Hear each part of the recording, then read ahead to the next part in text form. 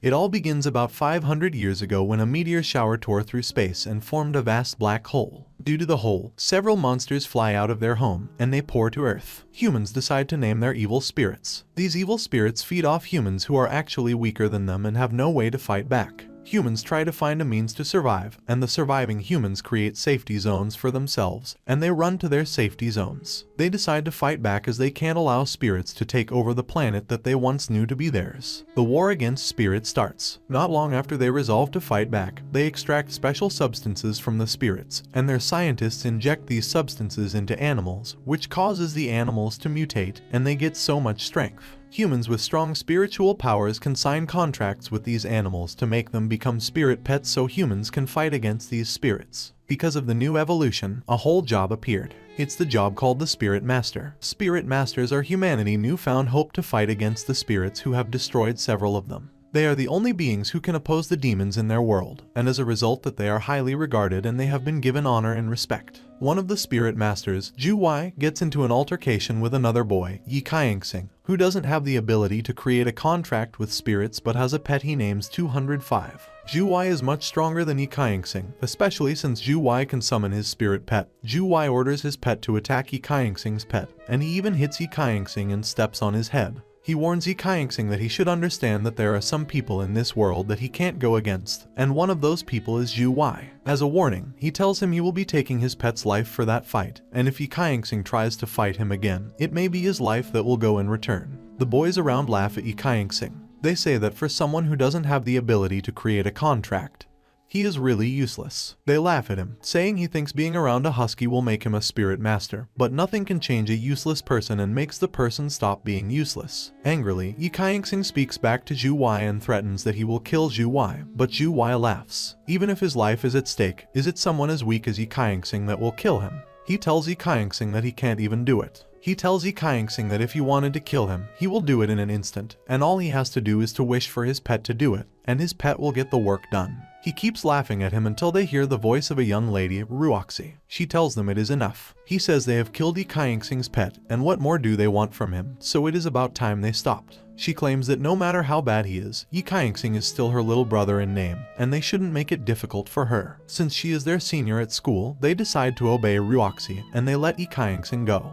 After they leave, Ruoxi tries to speak to her sister. She asks him why he is behaving that nonchalantly and tells him that with the situation of the country, a person like him with any power to contract with a spirit shouldn't go against a spirit master, especially a spirit master like Ye, who is also from an influential family. Despite all Ruoxi says, he isn't giving her any attention.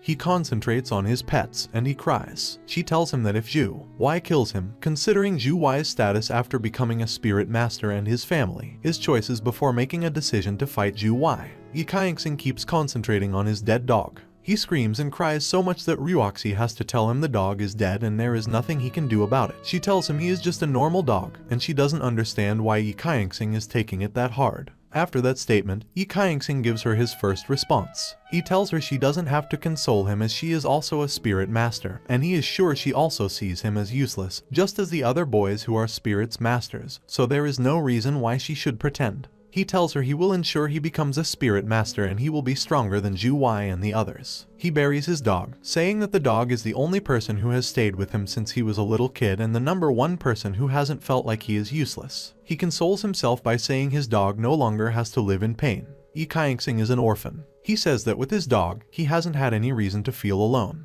He decides that he has to take his revenge, and if not for any reason, he has to take revenge for his dog. Suddenly, a system rotates around his body. When he checks the notification, he gets the notification that the spirit pet creation has been activated in his body. He can now independently stimulate and create spirit pets through his system. He doesn't understand what the skill means, and he concentrates on knowing what it means. He finds out that the creation of the spirit pet requires materials he can find on his own, and the system will also provide him with numerous treasure chests, where he can find his materials from time to time. As his activation gift, he gets his first chest. The red treasure chest dangles in front of him. For a person like him who has been looking for his breakthrough, he looks at it. Chest from his first reward and asks him if he wants to open it. He accepts to open it, and when, which can burn the soul, it is a 5-star material. It also contains a drop of blood from an ancient god, The blood contains terrifying power, and that gift is about 4.5 stars. He also gets a group of mysterious spirits, which is a 3-star material. It has an ancient magic item with the ability to manipulate time. Although the item is currently broken, it is also a 5-star material. He doesn't know what the materials are for, so he asks the system if those materials are for him to create pets. The system replies to him that the system has scanned his environment, and he has seen there is a critically injured and dying 5-star material, which is the mutated Husky. The system asks him if he wants to try the skills he has just learned and create a spirit pet.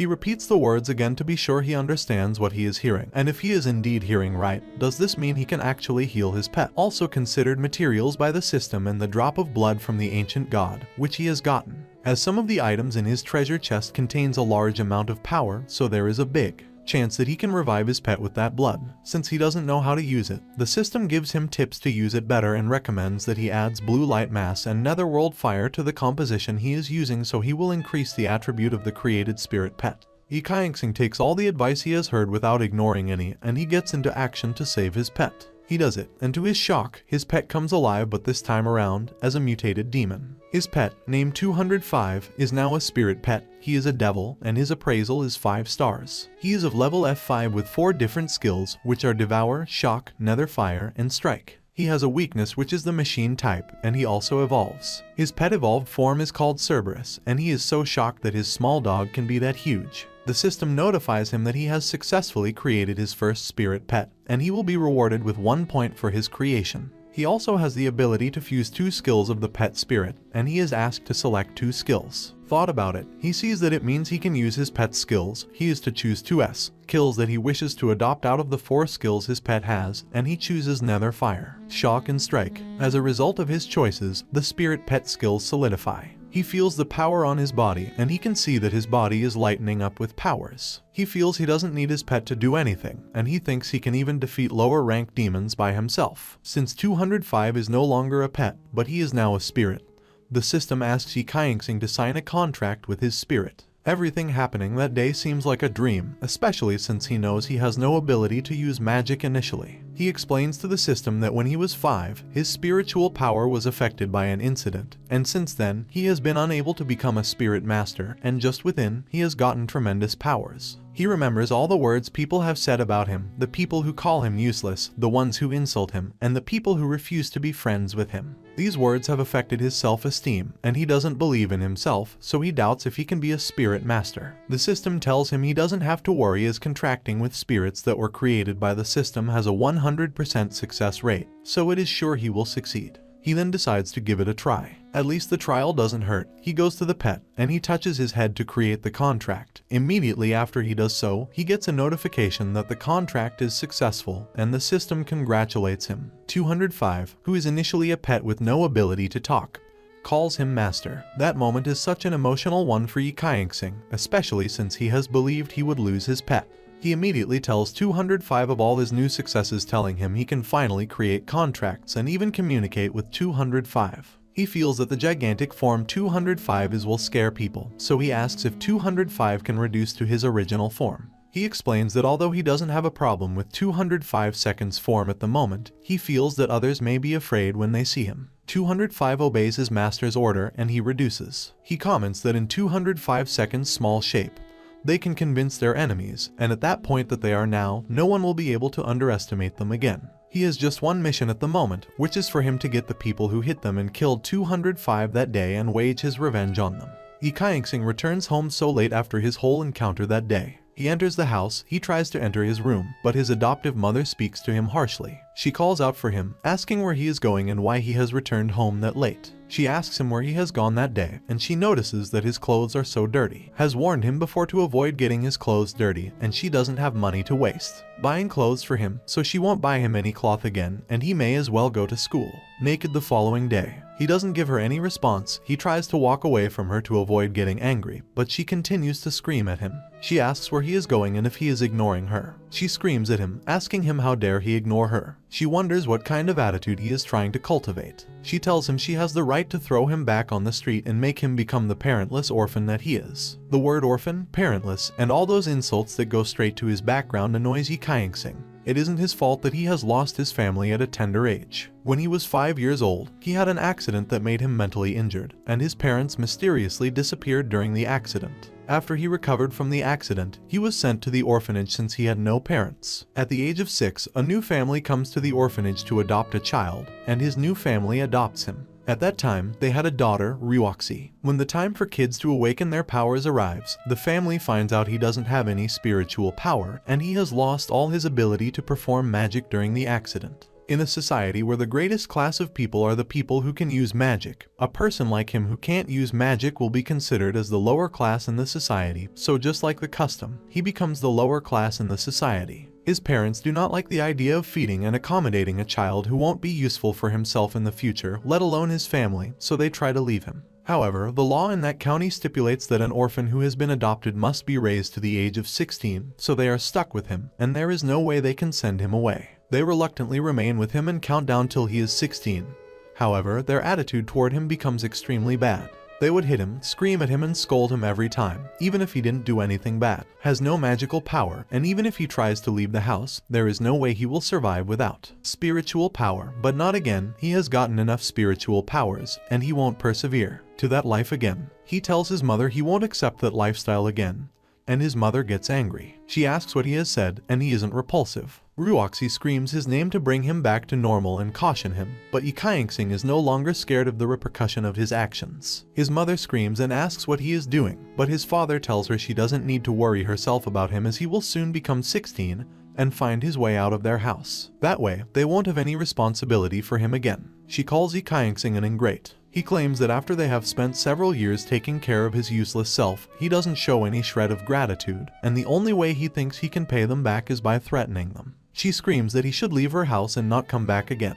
He offers them a solution. He tells them he also doesn't want to stay in their house again, and asks them when they have ever treated him like he was a family member. He claims he is better off without a harsh family like theirs, and he enters his room to pack his box and he leaves the house. He says since they don't want him in the house, he will leave for them. His father is sure that he will come back to the house begging. With his garbage qualification, there is no way he can get any job or make a living in that society, and he is just trash, and without them, he will find it completely difficult to survive. Regardless of that, he has decided to leave. He doesn't know what the future holds for him as he keeps dragging his bag along. At that point in his life, he isn't thinking about how to survive. All he is thinking about is how he will become better and live a better life than others. He hears Husky's voice and she calls out for him. She tells him that he should return to the house and she will beg her mother to forgive him. He tells her he isn't going back to that house and he isn't apologizing. He feels he has done nothing wrong and there is nothing he should apologize for. She realizes that he has made up his mind. She tells him that when he is outside, he will need money for everything, and she is sure he doesn't have enough money to get anything, so she brings out a sum of money, telling him that she can't help him much but he should make do with the token she has. Looking at her, he remembers that she is the only person who doesn't make fun of him for being weak, although just like the others, she didn't treat him well, but she didn't bully him or make him feel terrible too. He knows he will need that money, and he doesn't have any money, so he collects the money from her but tells her he would consider it as he borrowed it from her, so he will return it back to her the next time they see. She bids him goodbye and he leaves. He goes to an apartment building and he tries to rent a room. The realtor shows him a room for $2,000 a month. He will be sharing the room with a lady, but she is a mystery girl. The realtor explains to him that although the lady rarely comes home, she also has a bad temper. He is shocked about this, but the realtor has so much more to say. He says he has to warn him beforehand and tells him that no matter how tired he is, he must not accidentally enter the girl's room because if he does so, she will beat him to death. He looks at the realtor and assumes the man has done something like that to the girl, and that was the punishment he got. The following day, he returns to school. One of the boys who had bullied him the day before sees that he is in school and he has also healed from all the injuries they had inflicted on him the day before. He comments that Ye Qianxing's regeneration isn't bad at all for him to have recovered. Wei comes to confront him. He tells him that his fake pet spirit, which he calls 205, is dead already, so what is Ye Qianxing still doing in school? As Ye Qianxing had earlier promised after he got his powers, his first target is Wei. He has come to school to do his revenge. But even before he stresses himself to find Wei is right by his doorstep, waiting for him. Wei notices a difference in Ye Qianxing. The difference is not just in Ye Qianxing's confidence but also in his height. Wei sees that Ye Qianxing is now taller than him, and he wonders when Ye Qianxing becomes taller than him. He also wonders if Ye Qianxing has grown taller overnight. He gets angry that Ye Qianxing and tries to bully Ye Qianxing into bowing his head. He raises his hands up and tries to press Ye Qianxing's head down, saying that he is talking to him, and he still has the audacity to have his head high. Before his hand can get to Ye Qianxing's head, Qianxing attacks him back. He rolls his hand and almost breaks it, thereby making Zhu Wei bow to him. Zhu Wei refuses to accept defeat. He calls Qianxing a bastard and asks why Qianxing is fighting him back, more like where does Qianxing get the audacity to fight him back. But Qianxing tells him what he has just done isn't fighting back. He says he will show Zhu Wei what exactly it means for him to fight back. He goes ahead to hold Zhu Wei's hand and twists his hand to break it. Zhu Wei lies on the ground screaming. Qianxing does stop. He goes ahead to steps on Zhu Wei's body. He tells Zhu Wei that what he has done to him is only the beginning, and he will slowly pay Zhu Wei back for what Zhu Wei has done to him. Everyone in the class is shocked. They all whisper around, wondering if that is indeed Qianxing. How did he get that strong overnight, and what's the reason behind his sudden change? These are the questions in the mind of all his classmates. They all wonder if the incompetent Qianxing really beat up their strong Zhu Wei. Zhu Wei gathers his power. He is furious that Qianxing had the audacity to hit him and says he will make him regret not dying the day before. He summons his spirit pet named Ironback Wolf. The pet is a battle wolf with 1.5 stars, and he is also in level F3, just like 205. Qianxing sees the star level and says it's just 1.5, and he isn't even as strong as his 205, who has 5 stars. He wonders if he will be able to fight a pet of F3 level after he had fused 205 seconds power. Zhu Wei commands Ironback to shred Qianxing into pieces, and the wolf gets into action. Just as the wolf gets closer to Qianxing, who isn't scared of it, he even doesn't feel like he needs to summon his spirit pet because he feels he can defeat the wolf himself. As the Ironback Wolf runs towards him, he looks at the wolf and commands one of the skills he has taken from 205, a skill called Shock. With Shock, the wolf gets frozen and he just pushes it aside. All the students in his class are shocked. Zhu Wei is amazed, and he screams shit because he doesn't know what to do. The students wonder what has happened. Did the weakest boy in their class just defeat one of the strongest spirit pets with his power alone? Is he even human, because such powers aren't given to humans but to spirit pets? They wonder if it is possible for him to defeat the pet spirit on his own, especially because that spirit he has just fought with is a wolf. Everyone knows a wolf for his ferociousness, and despite how harmful the wolf could be, it wasn't too difficult for him. Zhu Wei grins his teeth. He hadn't prepared for what had happened to him, and I am sure nothing in his heart could prepare him that the young boy he had single-handedly beaten the day before could become so strong and can defeat both himself and his pet spirit. He screams Ye Qianxing's name, and Qianxing calls out for him, asking him if he is holding back any of his powers and if he still feels proud to fight. Another student, Zia Zioyu, enters, and she commands Zhu Wei to stop. He tells her to mind her business. At least she wasn't there when Ye Qianxing humiliated him in front of the class. Zhu Wei refuses to give up. He commands his wolf to get ready again, and Zia Zioyu also calls out her pet spirit, Huo Huo, because she is angry Zhu Wei could defile her instruction. As Zia Zioyu commands her spirit, Zhu Wei knows how strong she and her spirit pet is, and he knows he isn't a good fit to fight with her. She tells him that if he doesn't keep his pet spirit, he won't like what will happen next, and he shouldn't blame her for anything that happens to him. At this point, one would wonder if she isn't the one screaming no pet in class some moments ago. Her pet is a spirit fire finch. It's a fire type, and it has 4 stars. The pet is also of level F9, much bigger than 205 or Ironback. Ye Qianxing looks at the fight, which at this point has gone past the power of what he has planned. He sees that Zia Zioya's pet is 4 stars and says the pet must be very strong. Just as the fight is about to start, the Teacher Jiang, enters. She wonders what is happening in her class, and she reminds them that they aren't allowed to summon pets in the class. She is angry at Zia Zioyu, especially because she is the class monitor, and she should know the rules. She asks Zia Zioyu what she would do if someone in the class gets hurt, and Zia Zioyu tries to defend herself. She tells Jiang that it wasn't her fault and it was Zhu Wei who summoned his pet first and didn't listen to her warnings. Jiang commands Zhu Wei to dismiss his pet and go to the infirmary since he is wounded.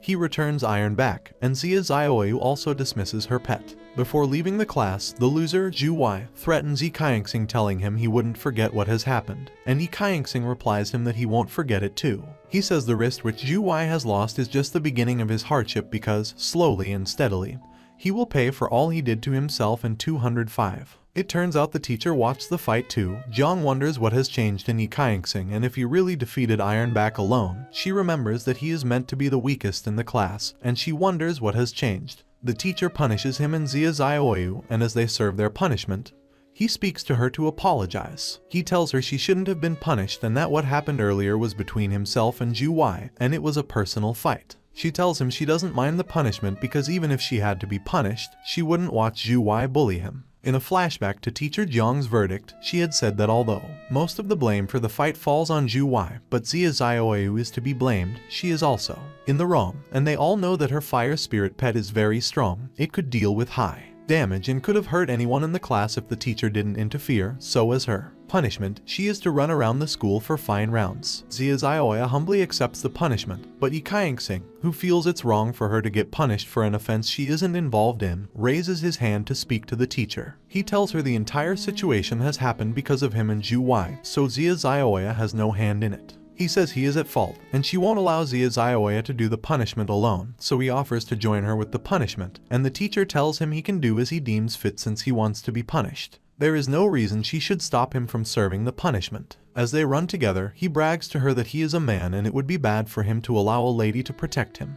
He asks her if she didn't see the way he beat Zhu Wai to a pulp, so he is now strong to protect himself. She tells him that he did well, and she is proud. Their link goes way back. They got to know each other from the orphanage before he was adopted. Even as a child, Xia Xiaoya's spiritual energy was very strong, and everyone knew she was going to be an exceptional spirit master. As a result, she was adopted by the vice president of the Jiangnan Royal Management Association. She was adopted by a very rich and influential house, so she has all the resources she needs to grow and maximize her potential. With all the resources she has gotten, there is no way she wouldn't have grown to become exceptional. She grows to become one of the strongest spirit masters in their generation. She tells him that she heard Zhu Wai has killed his favorite pet, 205, and she wants to confirm with him. He doesn't give her a response, and she tells him that she knows Zhu Wai is disturbing him because of her. The reason Zhu Wai keeps bullying him is that he is jealous that a weak person like him can be close to her, and because she has rejected his love proposal before, but she doesn't know that Zhu Wai will be that wicked to kill 205. Everyone in the class knew 205 was the only companion Ye Qianxing has, and killing his pet has to be the most brutal thing to do. Well, the pain gave Ye Qianxing the strength he has been crying for since he has grown. Xia Xiaoya cries because she feels it is her fault. He goes nearer to her and rubs her head to stop crying. He calls her a silly girl and tells her she isn't in the wrong, so there is no reason she should be in tears. He reveals to her that 205 isn't dead. He is alive. He knows she wouldn't believe him, so he opens his system to show her. He summons 205 out, and 205 comes out as a small pet. The pet jumps at her, and she hugs 205 with joy all over her. She rubs his head and body, and Ye Qianxing wonders why he isn't the one getting such special treatment. He says that his dog is living a better life than him, the kind of life he wishes to live. When Xia Xiaoya was still excited about the dog, she didn't care about where the dog came out from, and after a while, her brain remembered he had just brought out the dog from the gate of the contract. She asks him how he brought 205 from the gate of the contract and asks if he has formed a contract with 205 and if he has finally become a spirit master. He tells her all that has happened to him the day before, telling her he got lucky and even got a treasure chest as a gift. The chest not only managed to heal 205, but it also healed his spiritual powers, so he now has spiritual powers like his colleagues. She is more than excited for him. She is glad that he is healed, and now that he is healed, he is a spirit master and he won't be eliminated in the final exams again. Zhu Wai looks at them jealously with his broken hands. He threatens that he will kill Ye Qianxing. After a stressful and revengeful day at school, Ye Qianxing goes home. As he gets to his apartment, he opens the door and sees the door isn't locked. He enters the house and also sees someone having her bath. It's a female figure, and with no stress at all, he rightly assumes that it is his roommate. He wonders if that is the person the landlord has told him about, and he feels excited to meet her because she is a pretty girl. Judging by the part of her body she has just seen, she feels it's not a bad idea. He looks too much, and he forgets to move into his room before she finishes from the bathroom. The young girl comes out of the bath naked, and she sees him. He gets a nosebleed, immediately screams, "Oh my god." He couldn't have imagined that she would come out of the room naked, and looking at her body, she is so pretty, and it's obvious the landlord didn't lie at all. Unknown to him that she actually has a knife by her back to teach him a lesson. He also feels bad about seeing her body, so before she brings out the knife, he feels the need for an apology. He apologizes to her, telling her that it wasn't really on purpose and he didn't intend to look at her. He claims he didn't really know she was bathing, and he is very sorry. He asks her if she is the person the landlord said he would meet. Despite his apology, it doesn't remove her anger or appeal it a little. She forges ahead at him, and she attempts to stab him with the knife, but he dodges the sudden attack. She wonders how he could manage to dodge her attack and concludes that he also has skills. She isn't stopping anytime soon as she prepares for another attack against him. He tries to explain to her that he knows he is wrong for looking at her naked body, but it wasn't intentional. She calls him an asshole, and she keeps trying to attack him, but he dodges most of it. She isn't giving him any benefit of the doubt, and she doesn't want to hear him talk, so he concludes that before he is able to talk to her, he would have to hold her down. So when she attacks him again, he holds the tip of her hand with the knife, and he raises her hands up, telling her she should hear from him first. Unfortunately, the sudden dodge makes her feel weak. Her body slips on the wet floor, and since he is holding on to her, they both fall on the floor together. After he gets his composure a little, he tries to talk with her again. He tells her he means no harm and he is sorry for his earlier reaction.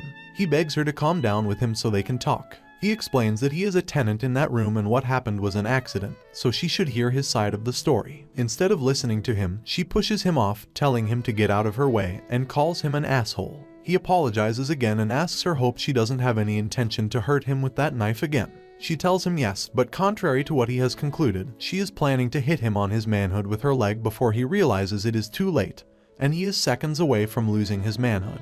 He quickly uses shock on her and she freezes. He looks at the measurement and sees her foot is just 0.01 centimeters away from his manhood, and if he had dulled it a little bit, he would have been impotent. He comments that she is too fierce and violent. He reminds her that she promised that she wouldn't do anything to him again, but she has found it difficult to keep to her own words. In her defense, she tells him she told him she wouldn't use the knife again, and indeed, she didn't use the knife. Instead, she used her leg so she can keep to her words. She asks him what he had just used on her, and according to her, she says she felt like her body was no longer in her control. She wonders if he could directly attack a person's soul, but he doesn't give her any response regarding her questions. He explains to her that he had just moved into the apartment the day before, and according to the landlord, she is so mysterious, which could explain why he finds it difficult to understand any of her actions that day. He tells her what happened between them earlier was just a misunderstanding, but she is also at fault. Who told her she could come out of the bathroom naked without any clothes. Reluctantly, she tells him she will let him go for that day since he has a good excuse. Before leaving the room, she warns him that he should better forget what happened between them that day. If not, she will kill him. At that point, he doesn't need an angel to tell him that the landlord was right about the lady.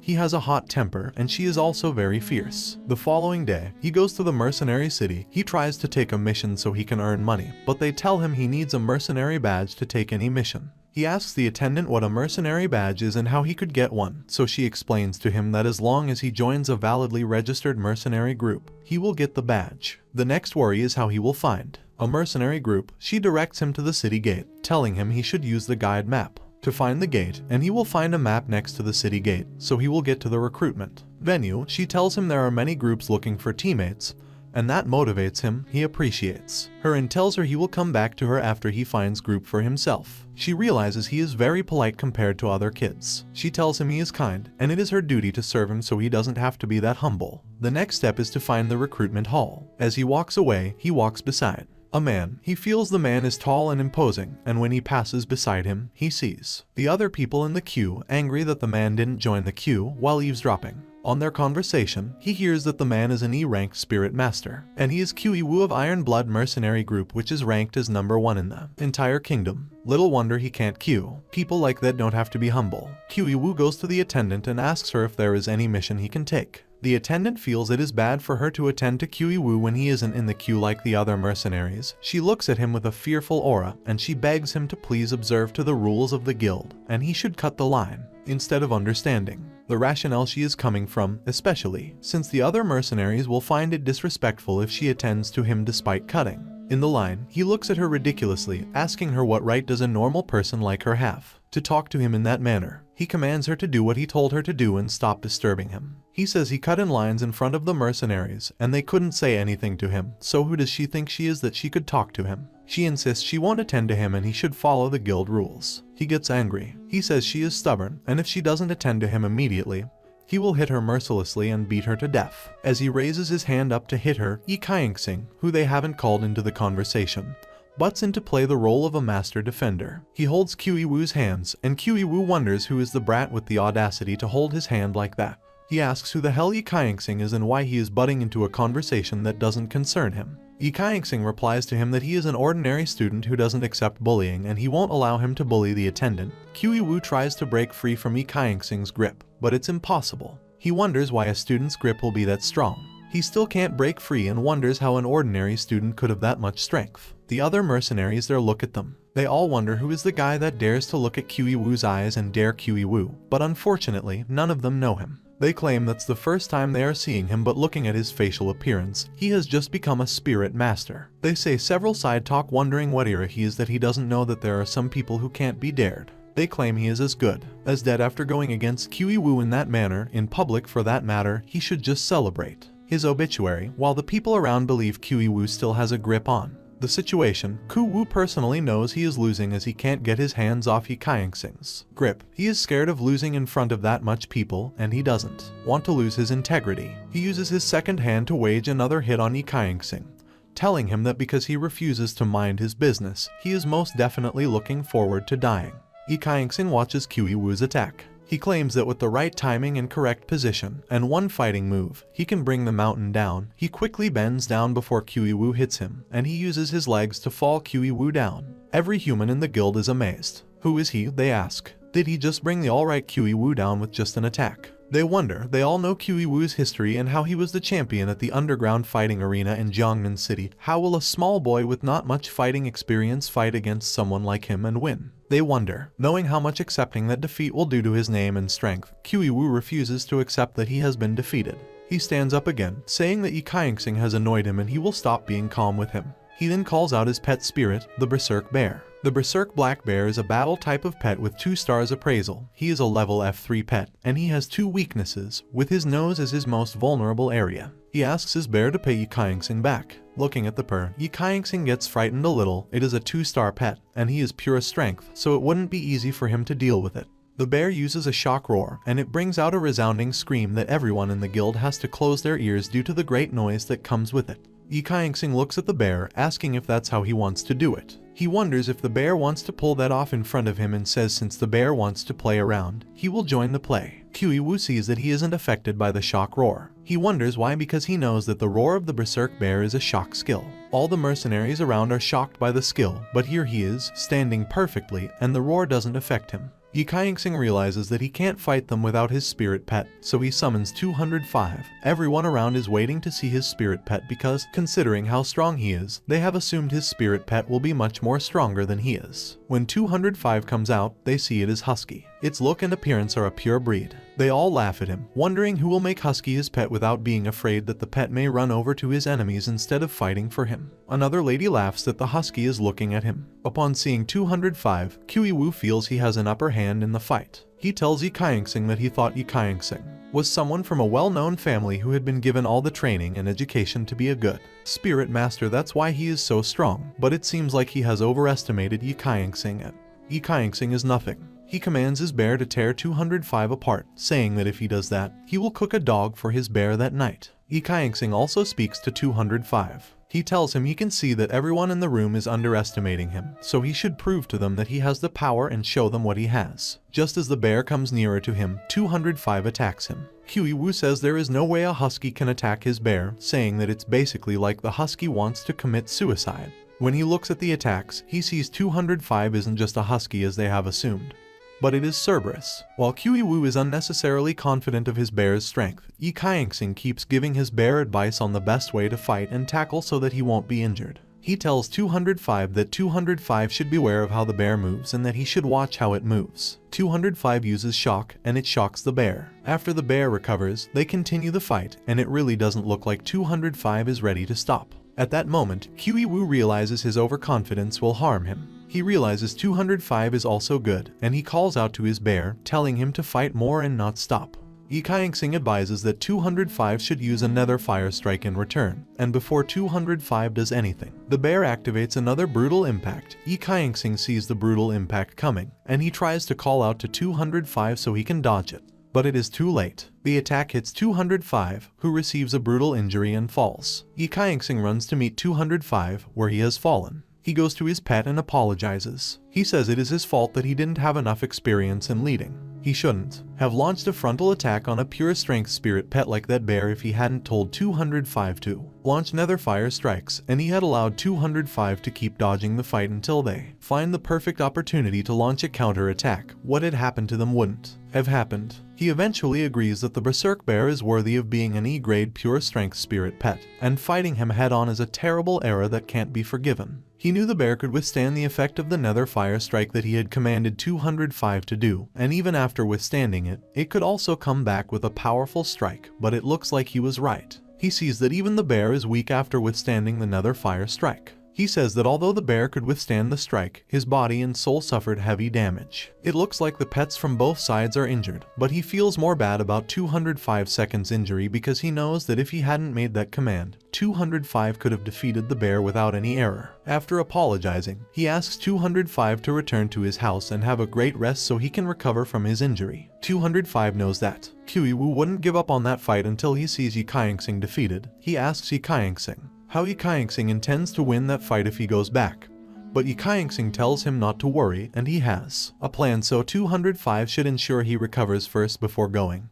205 begs him to be careful. After Qianxing sees 205 going, he calls Ye Qianxing an idiot. He says he is sure Ye Qianxing really wants to die because it is very stupid for Ye Qianxing to call away his spirit pet at a time when the fight is still severe. Ye Qianxing asks him another question. He asks that if it was Qianxing's pet that is heavily injured the way 205 is, will Qianxing still ask the pet to fight for him? He says that if he still wants a wounded pet to fight for him, then he doesn't have any feelings for his pet, and he doesn't care about the pet at all. Someone like him who doesn't have any feelings for his pet. Qianxing calls him childish. He says he has a childish mentality, and he must think that being a spirit master is all sunshine and rainbow. He says that when he personally takes a mission, he is living a life where he can't be sure he would even survive. He isn't sure of his safety, and he thinks the safety he will care about is that of his pet. He tells him that he can't even be sure of the pet's safety. He tells Ye Qianxing that he doesn't have the time to argue with someone like him, so they should continue the fight. He asks his bear to rip Ye Qianxing apart.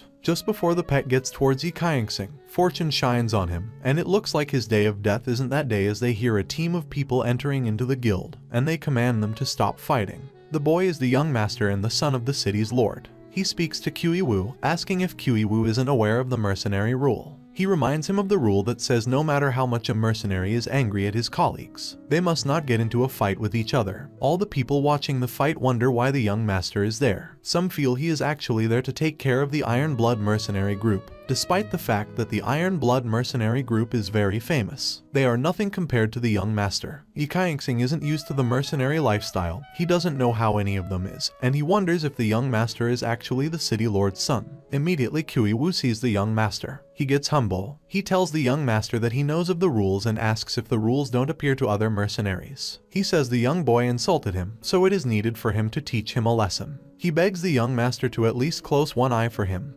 Better still, close one eyes for the sake Iron Blood mercenary group, and please not get involved in the matter so he can finish Ye Qianxing the way he wishes to do. The young master asks him if there is any reason he should close one eye for him. He says even if he wants to do it for the Iron mercenary group, for all he knows at that moment, Qianxing isn't even qualified to speak for the Iron Blood mercenary group, so why should he close eyes on behalf of the group? Qianxing realizes there is no way he can convince the young master to watch him continue that fight, so he gives up. He tells Ye Qianxing that he will only allow him to live that day because of the young master's presence in the guild. He threatens Ye Qianxing that he never wants to see him in the mercenary city again if he doesn't want to die.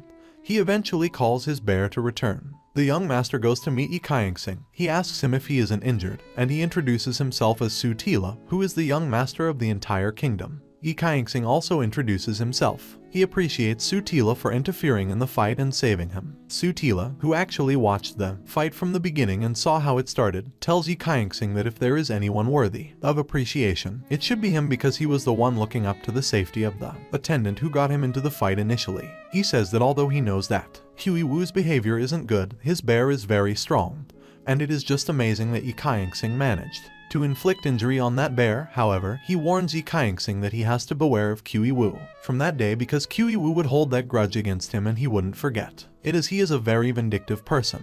Ye Qianxing appreciates the young master for his advice, then he leaves to find the recruitment center that he is looking for. He gets to the recruitment plaza and he sees several notifications of mercenaries groups that are recruiting.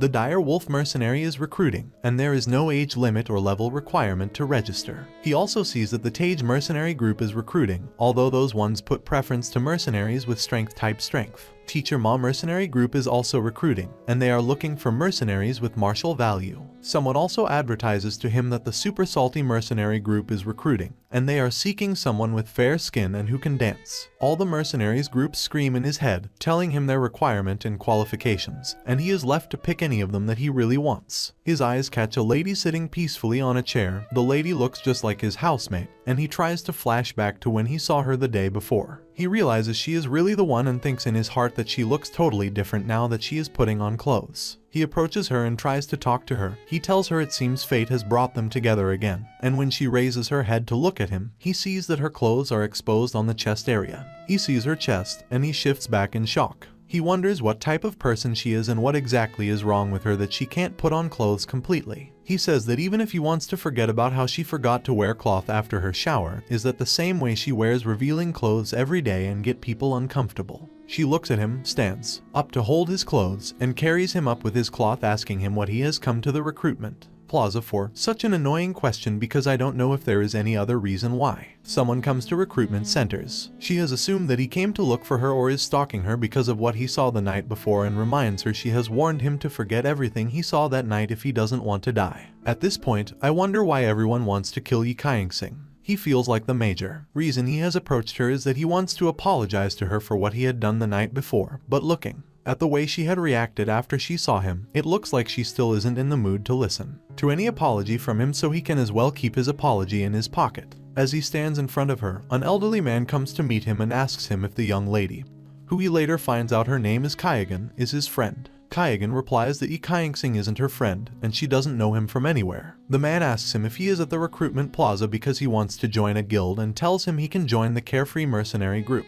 He introduces himself as Xiaoyao, which means carefree in Chinese, so the name of the mercenary group is after his name. He tells him that he is the leader of the Carefree Mercenary Group, and that lady he is speaking with is Qianxing, his daughter, and it seems like they have known each other before. Qianxing insists to her father that she doesn't know him at all and he should stop inferring that they know each other. Xiaoyao asks him if he isn't going to introduce himself to him. So Ye Qianxing returns to his senses and introduces himself by his name. The man asks if his surname is also Ye and says they could have had the same ancestor because his surname is also Ye. Ye Qianxing runs away, but Xiaoyao drags him back. He tells Xiaoyao that his Ye isn't the same as Xiaoyao's Ye because while his Ye means night, Xiaoyao's Ye means leaf. But Xiaoyao refuses to answer him, and he insists that Ye is the same and Ye Qianxing is just trying to deny it. He asks Ye Qianxing when he is planning to start work, and Ye Qianxing wonders which work he has accepted that he is starting. He tells Ye Qianxing that he had declared him officially employed by the Carefree Mercenary Group. Even his daughter isn't fine with that idea. She calls him an old man, asking him what he is doing, and Ye Qianxing also bursts out asking when he told Xiaoyao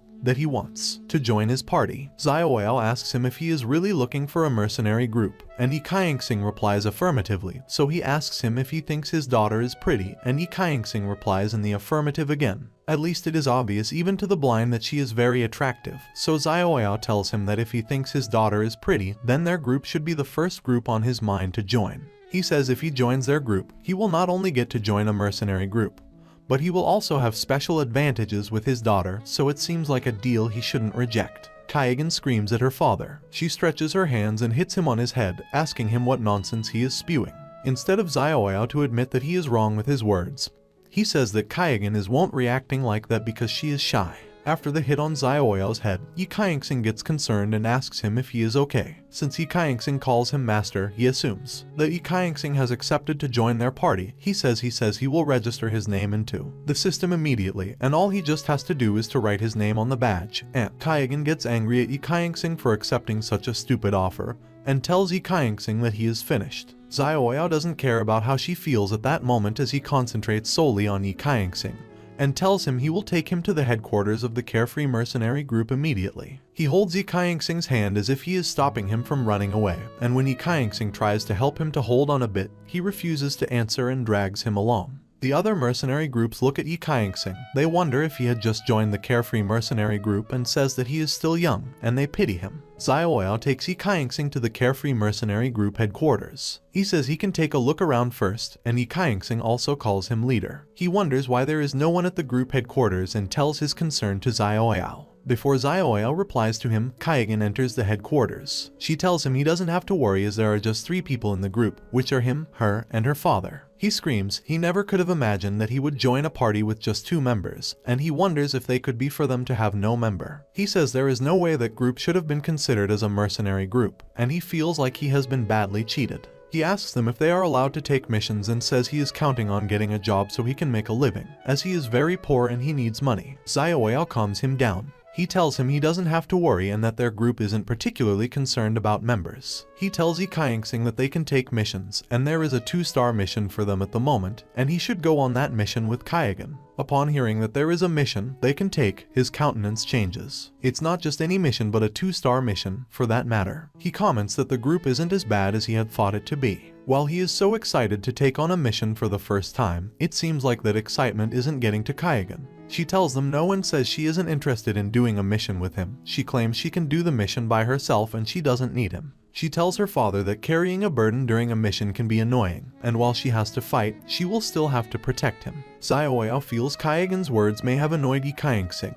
He tries apologizing on behalf of his daughter, telling him that it is his fault and he had spoiled her. He tells Ye Qianxing not to take his daughter's words to heart. Ye Qianxing tells him he doesn't have to apologize. He says he can't argue with Kaigan, especially since she is right about him not having any experience, but he says that since he knows Kaigan is very good, it makes him want to participate in the mission more because there is no one who will reject an opportunity to see a great talent like Kaigan in a fighting scene. She reluctantly accepts to let him come with her, but she warns him before the battle that he must not come to her crying for help. She tells him she has prepared the vehicle for their missions and they have to leave for it immediately. On their way, he explains the mission to him and tells him it's a mission to find and eliminate the E-grade evil spirit that has appeared on the national highway in the suburbs of their city. She further explains to him that the spirit can't be detected by any of their devices because it is a ghost spirit, and as a result, many merchants have had accidents on the highway, causing them to lose their lives and even properties. Since they can't detect the spirit, how then can they fight it? He asks her. Before they get to their destination and right in front of their car, another spirit arrives. It's a fairy. She dances in her orange attire and she distracts the car. Ye Qianxing comments that the fairy is so pretty as Kaigan hits her off the road with the car. Several other fairies fly around their car. He wonders how they will find the spirit that is causing accidents around the national highway. And as they drive, 205 begins to back. He calls Ye Qianxing's attention and keeps barking, which makes Ye Qianxing assume that something is wrong. And it turns out he isn't wrong. Ye Qianxing sees himself in front of a spirit and wonders what is happening to him. He suddenly realizes that they have gotten toward the ghost that causes the accidents, and Kaigan's hands have slipped from the wheel. They are also about to have an accident, so he screams and he uses his hands to support the wheel to prevent the accident. The spirit causes Kaigan to sleep off, and she sleeps by the wheel. He screams her name asking her to stand up. He doesn't know what he should do in that situation as Kaigan's leg is still on the pedal, so there is no way her leg will leave the pedal, and if it doesn't, there is no way the car will stop. 205 advises him that he should use shock on Kaigan, and that's one of the only ways Kaigan can wake up. He accepts his advice and tries to use shock on Kaigan, and as a result, Kaigan wakes up. She wonders where she is and what she was doing before. She realizes they are about to have an accident, and she quickly tries to take control of the car again. She drives roughly, and she swipes to the side so Ye Qianxing falls because he isn't using his seat belt. He finds himself swing to the floor. Kaigan eventually gets control of the car, and after she successfully stops the car, she calls out for Ye Qianxing and asks if he is fine. She sees that he has collapsed, so she carries him up and taps his body so he will wake. She begs him not to scare him that way, and he shouldn't die on him. He eventually wakes up. He teases her and tells her that her father was right, and behind that, her tough attitude and weird reaction is a young girl with a very sweet soul. She refuses to accept that she is being weak. She tells him that if there is anyone soft-hearted between them, it is him, and she is only trying to ensure that he is really dead before she throws him off to the evil spirits to eat. He doesn't take her words to heart since he knows she doesn't really mean it. They get into action, and they decide to continue their mission. They wonder where they are now as it looks like they have diverted from the road. He explains to her that they were caught up in an illusion, which is the work of the ghost-type evil spirit. She doesn't even know what has happened. She asks him if he is really sure they were caught up in an illusion and asks him how she woke up from that illusion. He brags to her that it was him and his spirit pet, 205, that brought her out of that illusion. He calls 205 out so 205 can brag. 205 comes out of his home, and he greets Kaigan by backing to her. He comments that Kaigan is so pretty and wonders if his master has gone to find Kaigan for him. He is excited to jump to her so she can pet him, and he says he is going to greet a pretty lady. Ye Qianxing screams at 205. He knows what 205 wants to do, and he screams that 205 is a perverted dog and he should come back. Just as the dog gets nearer to Kaigan, contrary to how 205 has expected, Kaigan doesn't welcome him. She slaps his face, and instead of 205 to get discouraged, he says Kaigan is fierce, but her chest has a nice chest. Ye Qianxing explains to her that 205 is a demon-type spirit pet, and he is good against ghosts, so he will be helpful in their mission. She tells him she knows he will be helpful for their journey, that is why he hasn't kicked him to death. She wonders if he is really a demon type and says he looks like a silly type to her. She remembers that they have wasted a lot of time during their accident and tells him that they are running out of time. Their only aim is to find that evil spirit and defeat it, because if they stay there till it is late, they will be in greater danger than they had just encountered. Ye Qianxing gets to the action. He asks 205 if 205 can use his nose to track down the location of that silly spirit, and 205 replies affirmatively. Ye Qianxing asks 205 to lead the way and take them there. After they walk around the highway, 205 stops at a place and tells them that is where he senses the spirit, but they have to be careful too. Ye Qianxing wonders why 205 is growling at nothing, and he also wonders what is wrong. Kaigan calls out her spirit pet, which she names Blackie. Blackie is a swift thunder panther. It is a lightning type of pet, and it had 2.5-star appraisal. He is level 4 with several skills. She tells Ye Qianxing that their opponent is a ghost-type demon, so it is quite normal if they can't see it. She further tells him that their spirit pets are good opponents for the invisible ghosts, so the evil spirit won't attack them head-on. She asks him what he plans to do next, and he calls out for 205. He requests that 205 change his physical body into his huge personality. Kaigan is shocked about how big it becomes and asks him if that is indeed the small perverted dog that she has seen earlier. Ye Qianxing asks 205 if he has his vision on, and when 205 replies affirmatively, he commands 205 that he should use a nether fire strike to hit the evil spirit so it will force the evil spirit to show his face. 205 does as he has been commanded, and just as Ye Qianxing has assumed, the evil spirit comes out. They read her properties and find out she is a resentful ghost. She is a level E7 ghost, and her major skill is Dreamland, which she uses by luring her victims to the Dreamland while hypnotizing them. Her aura is so large, and she screams at them. Kaigan commands her spirit pet Blackie to use his Heaven's Wrath on the evil spirit. The strong wrath cracks the evil spirit's body, and the spirit stops crying. Kaigan assumes that since she has stopped screaming, she should be dead already. But 205 realizes that she isn't dead, and she has most probably returned to using invisibility. He screams at Ye Qianxing to tell him the evil spirit is behind him. When he turns, he sees that the Kaigan is about to cut off his neck with a knife. He dodges the attack, but he is too slow, so her knife hits him a little. 205 wants to get angry and get revenge because of the attack on his master, but Ye Qianxing calls out for him. He tells him not to do anything harsh. He calls out for Kaigan and asks her what she is doing. He realizes that Kaigan has been affected by the evil spirit resentment. As a result, her initial resentment against him has been amplified by the resentment aura. He sees what the spirit is trying to do. Not only is the evil spirit still alive, but the evil spirit also wants them to kill each other. She attacks him again, and he sees that her attacks are fast, but she is very disorganized at the moment. He sees that she is too unstable to fight him at that moment, and he also can't use shock against her because it may give her too many effects and may injure her. So there are only two ways to bring her out of that realm that she is in. The first way is for him to wait and allow her to kill him, which is what he wouldn't do, and the second way is for him to kill the evil spirit that has entered into her in the first place. He decides that's the best solution for him. He commands 205 that 205 should find the evil spirit for him and kill her. If she isn't dead, the aura of resentment won't be removed from Kaigan. Before leaving, 205 warns him to please be careful. 205 eventually finds the spirit again. He sees where the spirit has been hiding, and he uses another fire strike against the spirit. While 205 fights the evil spirit, Ye Qianxing tries to fight against Kaigan. As he fights, he notices that Blackie, Kaigan's pet spirit, is just looking at them. Ye Qianxing commands Blackie that he should join 205 in fighting the evil spirit, reminding him that the only way to get his master to his senses is to kill the evil spirit. Blackie gets gingered like 205. He tells 205 that they should gather around the spirit and kill it together. They keep fighting the spirit, and they even use a fierce hit on her, but she doesn't die. Instead, she laughs at them. Ye Qianxing wonders why the evil spirit hasn't died despite the attacks on her. He looks at the spirit to find a way to defeat the evil spirit. He sees that her soul is stored at the center of her eyebrows. When he finds out about the weakness, he calls Blackie and tells him he should send his attack towards the middle of her eyebrows as that's his weakness. Qianxing hits him again, and this time around, he is unable to defend the attack, and she hits him. He wonders if he will really die there. To him, the worst kind of death he can die is dying at the hands of a woman. It seems like it's his last time to be alive. He thinks about everything he has gone through from the beginning of his life until that moment. He remembers his fight with Qianxing and the word Qianxing told him when he sent 205 back inside his house to get better. He remembers how Qianxing told him that he was being childish, and he thinks being a spirit master is all rainbows and sunshine, and how he said that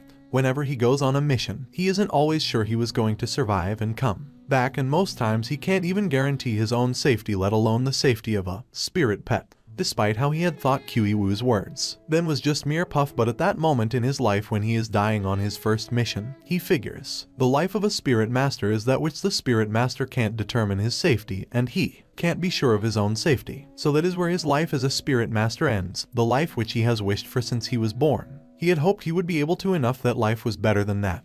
But life is just a mere imagination. Fortunately for him, Qianxing gets back to her senses. He sees herself attacking him with a knife and wonders what has happened. He asks her if she has gotten to her senses and figures that it looks like their pet succeeded in killing the evil spirit, since that's the only way Qianxing could have gotten to her senses. She looks at him shockingly and she calls out for his name. He is almost dead, so his eyes close. She carries him to their car and rests him by the car to end his injury. When he eventually wakes, he mocks her. He tells her that if she doesn't lose her temper as much as she does, she would really be a pretty lady, but with the way she does, he doesn't know. She helps him tie bandages on his body, and because of the stupid comment he has said about him, she intentionally ties the bandage on his body and makes it injures him more. He screams and shouts her name. He begs her to be more careful with her body, saying that he is just complimenting her and he doesn't know what's wrong with a compliment. She feels he is getting weird ideas because she helped him and tells him he shouldn't get any weird ideas, as she is only helping him out because she is the cause of his injury and she is partly responsible for injuring him. He replies to her with a thank you and tells her she is actually a skilled fighter. He sees 205 coming back from the fight, and he sees him holding a pearl in his mouth. When he checks the pearl, he sees that the pearl is the soul pearl. He sees that the pearl is the essence of any great evil spirit, and the power contained inside of it is a dozen times more potent than that of an actual soul.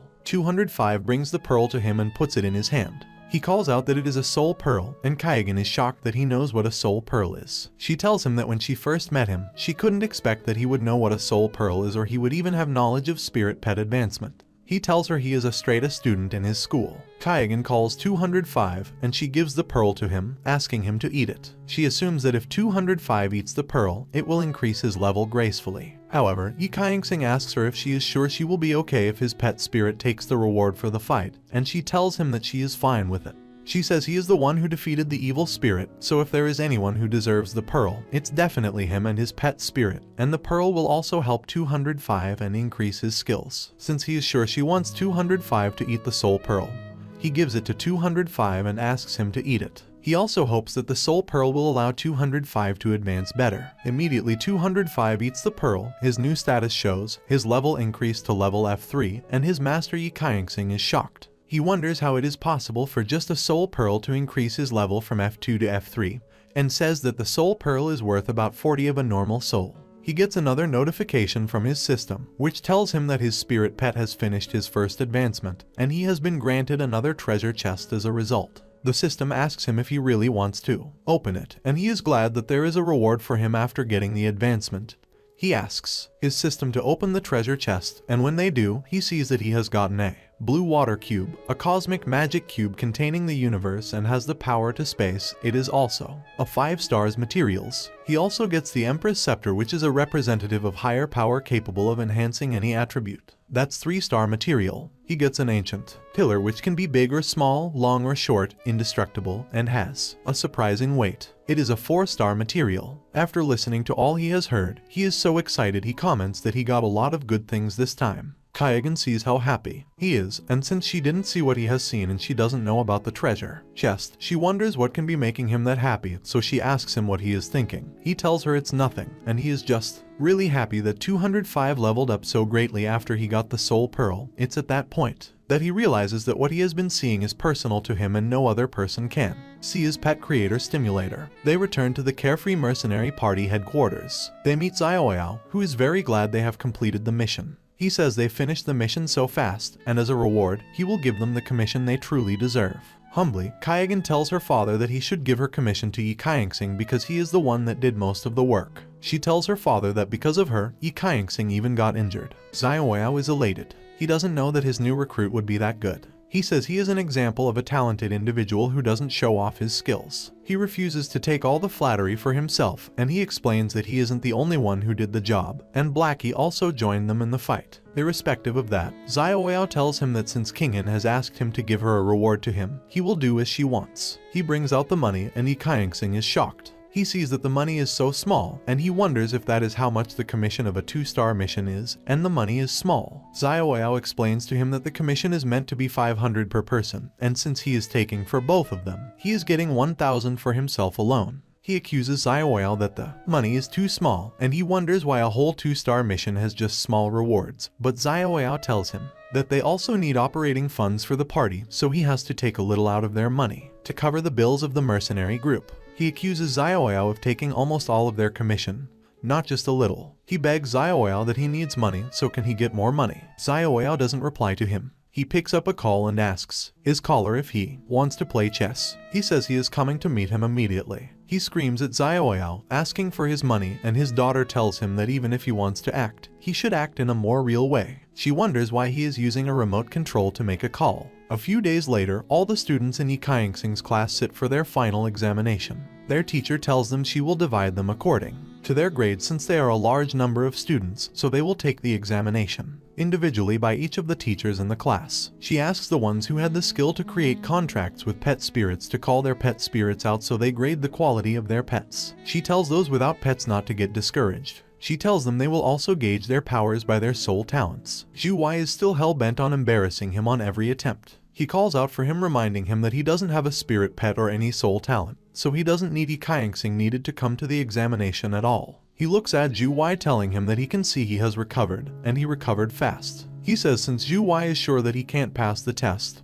then they can make a bet together. Their teacher finishes the preparation, and it is time for them to start the test. She tells them that when she calls their name, they will come forward and summon their pet spirit. She calls the first student Jiang San. The boy comes out and summons his pet spirit named Black Beetle. The teacher says his pet spirit is an average pet spirit, and because of that, Jiang San will be in a common class. Jiang San is very sad about that. He says that was the best pet his family bought for him. The next student called is Zhu Wai. The other students who are his fan try to hype him up as he goes out for his test. When he gets there, he summons the twin blade mantis. Ye Qianxing is shocked about that. The last time they fought, he brought out Ironback Wolf. He thought that was his main spirit pet, and he wonders what has changed. He wonders if that is what they call having enough money to spare. It's possible to buy a spirit pet, but it is very stressful and expensive. Some people have to go through several stress to get pets, but Zhu Wai changes his pet anytime he feels like it. The teacher grades Zhu Wai's pet as one of the elite qualities. As a result, he will be in the second best top class in the school. The students in his class, who are his friends, hype him up again, saying that he can change his spirit pet whenever he wants, and he can also get one of a higher class than the one he is using before. He also walks away proudly, saying his pet is of high quality. Xiaoya goes to meet Ye Qianxing.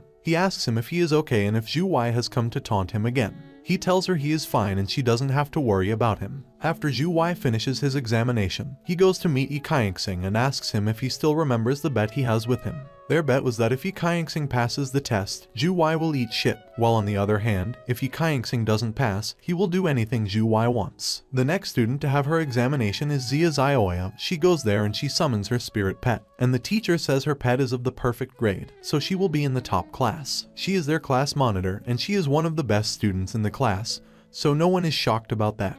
The next student for his examination is Ye Qianxing. Before going, Zhu Wai mocks him, telling him that he should go there and fail, then prepare to come and lick his shoes. All the students talk behind him. They all know he doesn't have spirit pet, and they wonder about the reason he is going for the test. Some assume that he will be tested for his soul talent, and some people feel he doesn't have a soul spirit too. They all consume that the end of Ye Qianxing is sure and he will be sent out of the school. When he gets there, he opens his contract gate. Everyone wonders what they see. The poor and low spirit Ye Qianxing is summoning a pet spirit. Zhu Wei's jaw dropped. He doesn't know that Ye Qianxing has been able to contract with a spirit. He summons his Husky, and Zhu Wei recognizes 205 as the pet he killed. He knows that if things go the way it is going, he may eventually have to eat shit. He feels he has to do something, and he speaks out. He accuses Ye Qianxing of making a Husky disguise as a spirit pet. He asks if he thinks fighting a mission is like eating furniture. Ye Qianxing knows what Zhu is trying to do. He replies and tells him he should start thinking of how he will broadcast himself when he is eating shit. Zhu Wei pretends that he doesn't have a problem with that. But if Ye Qianxing wants to win, then he should win in a more honorable way. What does he think a Husky is? And Ye Qianxing is just a joke. He realizes that Zhu Wei is trying to manipulate the whole thing so that when he passes the test, he won't be able to eat shit as he has planned. He tells the teacher that he is ready for the examination and should test his pet. Immediately the teacher puts the particular of his pet into the crystal, and the crystal emits a bright light. All the students are shocked, and the teacher announces that his pet is of the perfect quality, and he is in the top class. Zhu Wei screams, and that's how the first part of this Manhwa ends. Well guys, if you like this video and you want a second part, comment below with the word part 2. Also subscribe to the channel, hit the bell and like the video. But most important, leave a comment. Until the next video.